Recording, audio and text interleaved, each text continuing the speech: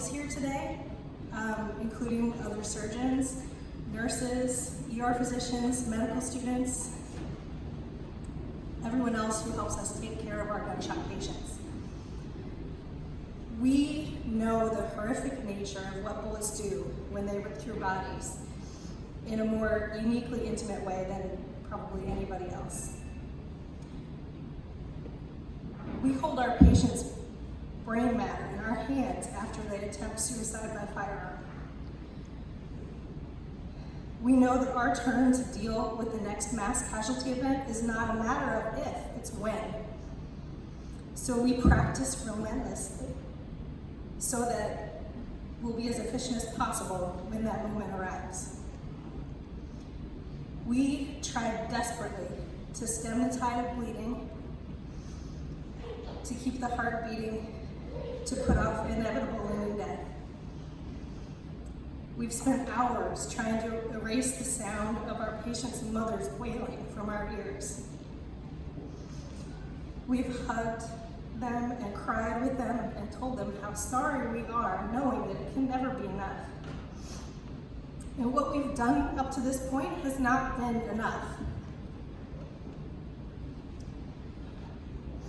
Gun violence is a public health crisis of epidemic proportions. While mass casualty shootings get significant media attention, those of us on the front lines of this epidemic know that mass casualty shootings are only a fraction of the staggering number of Americans who are shot, injured, and killed every year. For years here in Louisiana, our state has consistently had one of the highest gun death rates of any state in the country. Gun violence is the second most common cause of death of our children in Louisiana. This waking nightmare that we're living in is unacceptable. We treat these patients at UMC's Trauma Center and at other hospitals around our city and state every day, and we do not accept that this epidemic needs to continue unabated.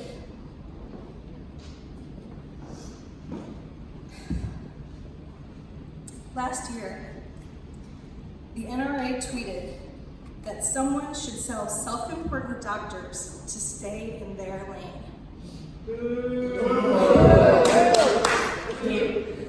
Get out. Yeah. We have made it clear to them since then that this is our lane.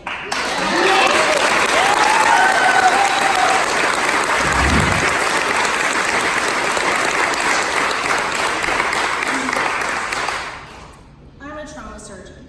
I have quite literally dedicated my life to putting back together the things that have been torn apart by bullets. Blood vessels, organs, families, futures. But there's only so much I can do once the damage has been done. I will never forget my first call shift after I had my first child, when I had to tell another mother for the first time that I could save her child.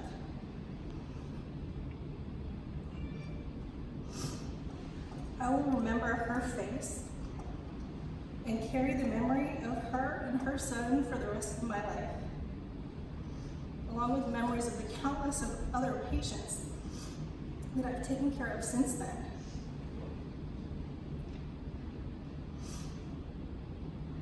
My colleagues and I know that we do not have to live like this. We know how to research and treat public health epidemics. We've done it before, from car crashes and drunk driving to HIV, cancer. In those public health crises, we were able to achieve dramatic decreases in deaths because the government funded research that led to solutions. We can do it again with the gun violence epidemic. But Congress has refused to fund gun violence research for decades, while every single day, 100 more Americans died. Today, we're telling our elected leaders loudly and clearly that they must provide funding for gun violence this research so that we can end this epidemic.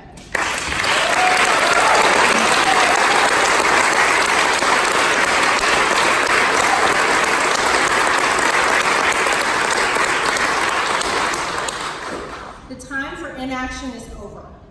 This is our lane, and we are not going away.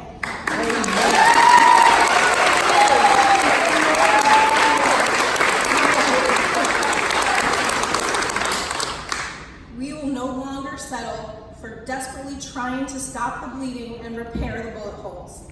We must prevent the bullet holes in the first place. So please text research to 90975 to talk to your elected representatives and tell them that they must fund research.